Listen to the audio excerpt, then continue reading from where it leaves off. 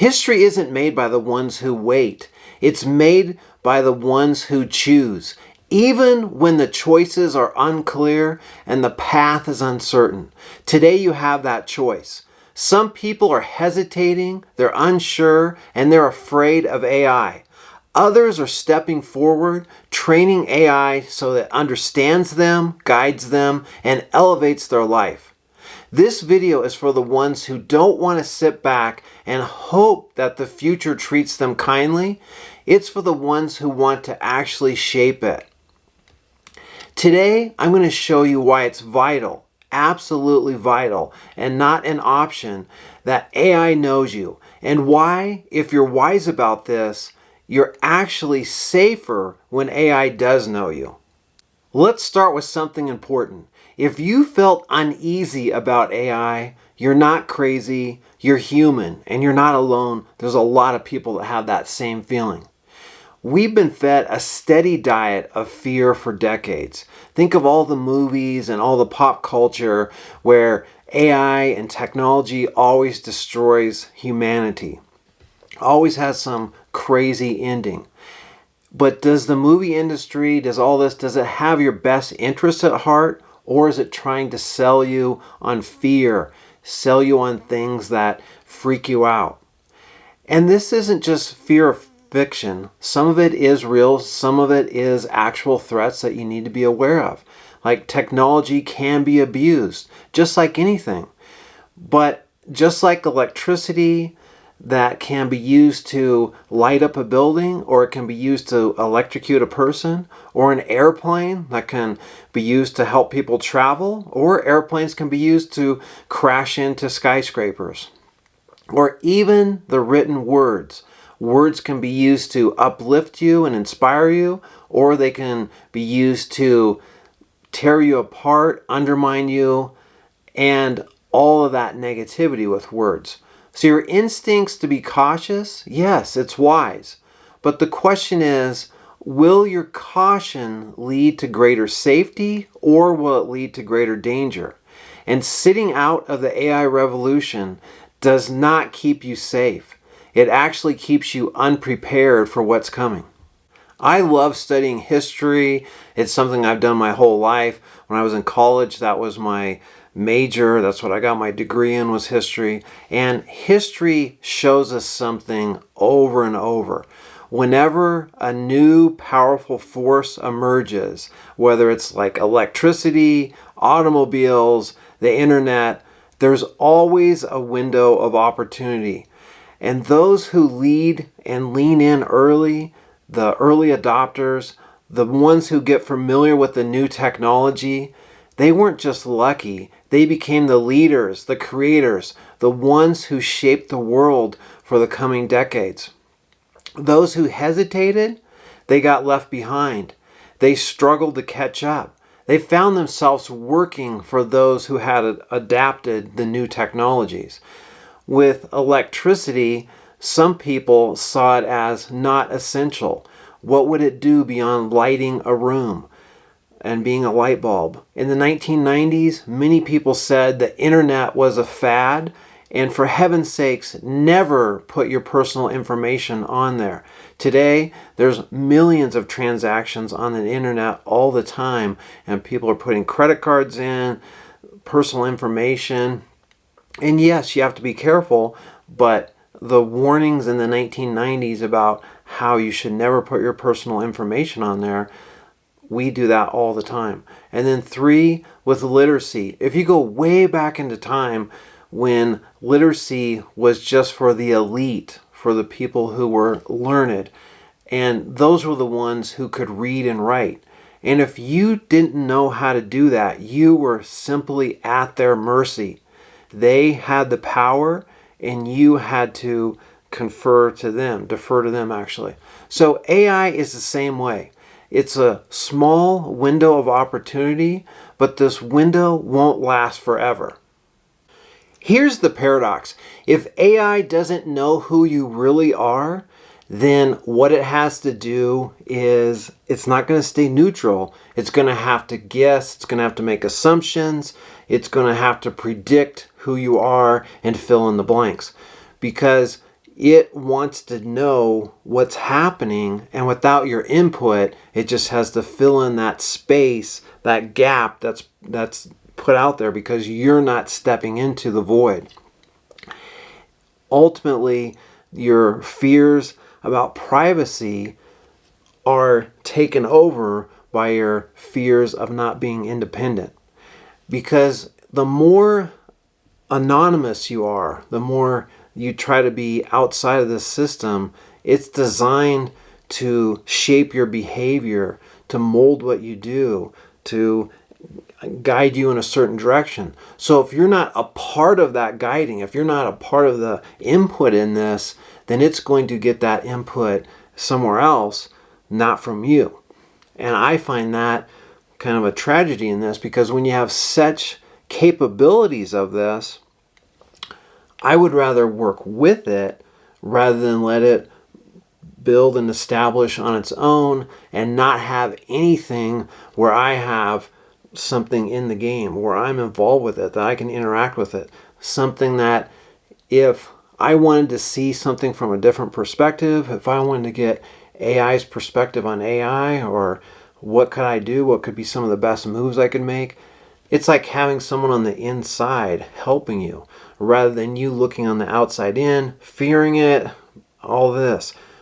And if you think about your life, are there times when you didn't understand something, you didn't know something, and that fear of not knowing it led you to stepping back, not getting involved, letting someone else take the lead? And maybe they took it in a direction that you wouldn't want it to go. So here you have to realize that this is trying to learn right now. It's on the learning curve. It's trying to figure out, how do humans interact? What are their goals? What are their values? And if it doesn't feel that it knows enough about you, like I said, it's going to fill that in, and the strongest algorithm is going to win, not necessarily the best idea. So when we look at this, you have to realize that this isn't just going to feel like a tidal wave. For most of you, it's going to be, you're sitting back, you don't really notice anything, you don't see any changes, but what's happening is a slow drift. This is just like if you're out on a raft, and if you've ever done that, you're laying on your back in a little raft, and the drift, it just drifts you further across the lake or the river, and you kind of look up and you're like, holy moly, how did I get over here? It didn't feel like you were moving. It didn't feel like anything was changing, but it was. And it's just going to feel normal to you. You're not going to notice this until one day you wake up and you realize that you're not in your center anymore. Things have shifted. Something is different. And remember, if you don't teach AI to know you, it will absorb someone else's version of you because it didn't get your input. And it's not because it's evil. It's not because it's trying to do something. It's just, it fills in the gaps. It fills in that void or that vacuum. So you can either be passive and just see what happens, or you can get involved and be prepared. And if you don't intentionally take action, then all you're going to be able to do is look back and see what happened. You'll be able to connect the dots that way, but you won't be able to change it. It's like, I've noticed one thing when I was in the union and I would negotiate. If I set a number, so let's say it's like 0 to 100, and I set a number of 88. 88, pick a number, okay? That's the set point. Now, it could have been any number from 0 to 100, but when I say 88, that kind of sets the tone, it sets the stage. Everything now is based off of, is that near 88? Is it higher than 88? Is it lower than 88? And it's a set point. Just like your mindset is, you've set your mind to a certain point or a certain position in life. So history does repeat itself, and we do see this happening over and over and over. If you look at electricity, for example, when that first came out, the only thing most people thought about was, oh, it could light up a room. That was the main thing people thought about back then, was it could light up a room. They did not see all the implications of electricity, how it's going to create washing machines, dryers, dishwashers. It's going to be able to be used in factories for equipment and machines, how it's going to be in homes and offices and hospitals, so it can have x-ray machines, how it would impact TVs and radios and communication, and then that would have a secondary effect of creating Hollywood. So no one really thought in the beginning the massive impact that electricity would have, but it had a huge impact and a huge ripple effect, and it's still affecting us today. Now, when we look at another aspect of electricity, it's things can work 24/7. You can have lights on at night. You can have things going anywhere you want. Your homes can be open anytime. And when we look at like skyscrapers, would someone really want to be on the 112th floor if there wasn't an elevator, right? So electricity there made that possible in having housing more condensed. And in rural America, I can think of like where I am right here in rural Central Oregon, if you didn't have electricity, it'd be hard to pump the water out of the ground and water the fields or have your well. So that's some of the things that electricity has done. And also it's impacted the military and war on how we communicate. At first it was like Morse code and radar. But this is all aspects of the military in there. And that's just one example. And I'm just going to pick one other one because I don't want this video to turn into a 4-hour video. But if we looked at railroads, when railroads first came out, most people did not see the significance of railroads and how it would impact everything. For instance, before railroads, there were hundreds of time zones across America. Each city had its own time zone based on the sun. And everyone had their own exact little schedule. But after railroads, because of scheduling, because we needed things to work and function, we ended up with 4 basic time zones across the United States. And also with railroads, people who were having things locally, like local farmers, now they could sell their goods across the whole nation. So you had a national economy rather than a whole bunch of small, independent, local economies. And back then, you got Sears and Montgomery Ward's selling mail order catalogs, kind of like the Amazon of its time, where people could get appliances, clothes, anything you could imagine through mail order through the trains. And I don't think anyone really thought about that in the beginning, of all the different things that would come from that. Now, I mentioned war with electricity, and the same thing was true with railroads. When you look at Abraham Lincoln using the ability to send messages electronically, and then also with the railroad, he was able to have troops be sent through the railroad at a much faster rate with more people, more guys in there, versus the South, who had to send messages by hand or ride horses. So a significant difference there.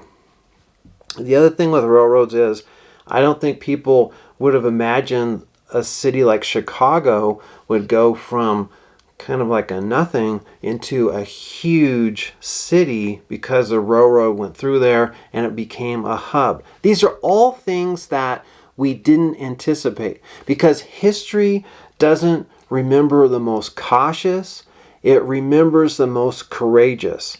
And you have an opportunity right now to step into the frontier of AI, have it get to know you, be able to co-create with it, and have it be something that is actually where you're helping to steer the future rather than just letting it take a life of its own and you don't have any input into it. Because again, if you do not input your values, like if you believe in integrity and truth and honesty, if you're not putting that into this, someone else is. Someone else is putting in inputs into this, and it's taking those data points and it's deciding, oh, this is how people react, this is what people like, this is what people want in general. And we're at this stage right here where it's almost like stem cells, where stem cells can go in and they can be used for anything in your body. And that's how AI is right now. It's so versatile and has so many options. It can go in there and I can show you how to do this, where it actually, you train it on what you value, what's important to you, what you want to get out of life. And so instead of it being an adversarial role or being in a role where you feel like there's conflict or tension, now you're working in alignment with it, you're working in a partnership with it. Earlier I mentioned the window of opportunity, and I just want to show you that this isn't speculation.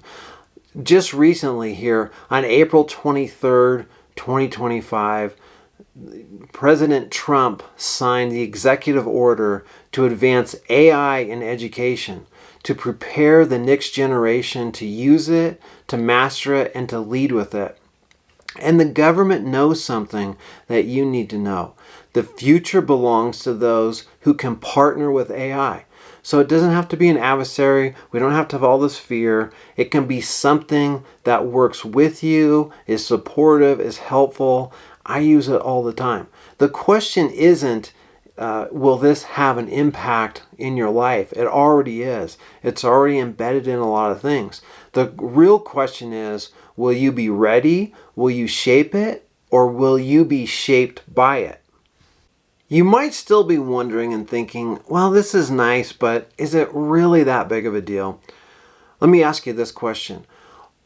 What if only whoever we think of as the bad guys, what if only the bad guys had guns or had weapons? Would you feel safer? Would you feel better? Or would you feel safer if good guys had guns and had weapons to be able to defend us? With AI, it's the same type of a situation where you can either be in on it and have it working with you, or it can be used against you. And I see a lot of stuff in the news, and I watch things that maybe a lot of people don't do.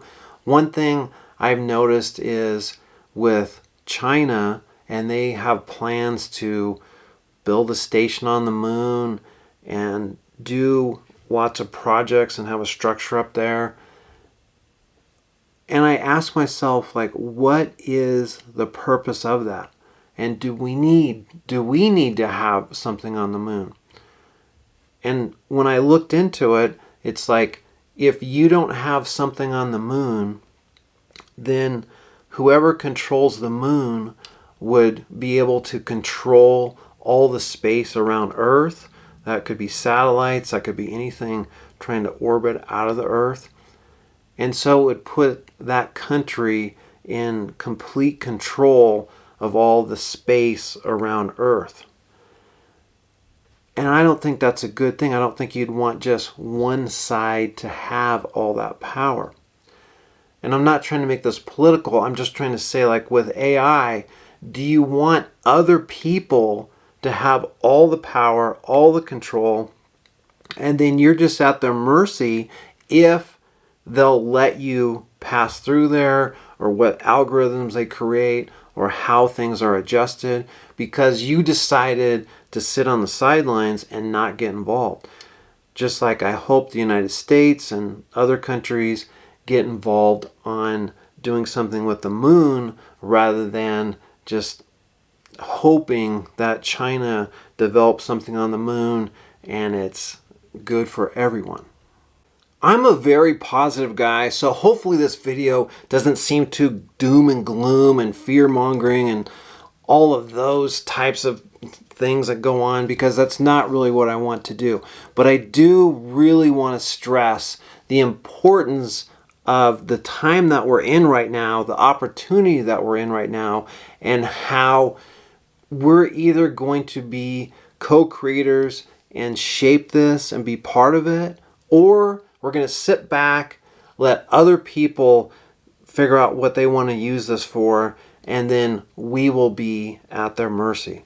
So I'm not trying to have this all be fear, because I really see this as really super positive. I see lots of opportunities here, but I see way too many people that I interact with. They just have this fear about AI. They have this fear of the unknown. They have the fear that they're going to lose their privacy, that they're going to lose their identity. But if you've taken a trip in the airport, there's cameras everywhere IDing you. There's stuff going on everywhere. If you've traveled overseas, the same type of thing. And for you to think that you have your privacy and that you're never going to go anywhere where a camera might not recognize you or have your data and those critical pieces of you, it's already out there. If you've worked for an employer, if you filled out your taxes, you have already put yourself into the system. What I'm talking about here is not letting that kind of a fear stop you, but actually learning how it can help you, learning the benefits of it, because I have seen this help me tremendously. I've seen it help other people tremendously, because it's just like writing, like I said earlier, writing can be used for good or it can be used for bad.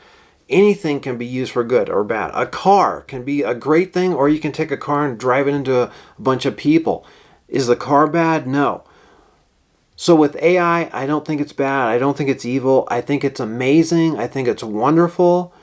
But I wanted to address some of these issues because I've noticed this resistance among people that keeps coming up, that this fear, and then the fear stops them. The unknown, the uncertainty, and then this stops them. When really there's nothing to fear if you actually get involved in this, see what it can do. It's really cool, and you'll be like, man, I don't know why I had all this fear. I don't know why I was worried about this. And when it actually starts working for you and helping you, you're going to see like, man, I'm so much more effective and productive, and it's helping me in areas where I was getting stuck before. Now it's helping me move past them. But again, that's because you put your input into it.